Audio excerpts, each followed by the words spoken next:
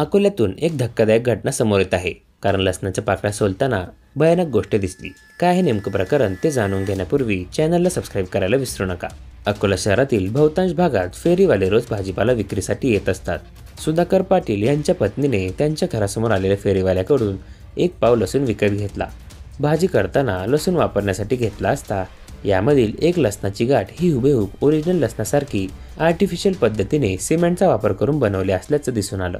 लसूण सोलताना त्याच्या पाकळ्या वेगळ्या होत नव्हत्या, त्यामुळे लसणाच्या गाठीला चाकूच्या सहाय्याने कापलं असता ही गाठ सिमेंटपासून बनवण्याचं लक्षात आलं. सिमेंटपासून बनवलेल्या या डुप्लिकेट लसणावर पांढऱ्या रंगाचा वापर सुद्धा करण्यात आला आहे. अकोला शहरामध्ये सध्या लसणाचे भाव हे 300 ते 350 रुपये प्रति किलोपर्यंत पोहोचले असून लसणाचा काळाबाजार करणाऱ्या टोळ्या बाजारपेठेत सक्रिय झाल्या आहेत. या टोळ्या फेरीवाल्यांच्या माध्यमातून नागरिकांची फसवणूक करत असल्याची माहिती सूत्रांकडून मिळाली आहे. अकोला शहरातील किरकोळ भाजी विक्रेते यांच्याकडून नागरिकांनी काळजीपूर्वक लसूण विकत घ्यावा असं आवाहन करण्यात येत आहे.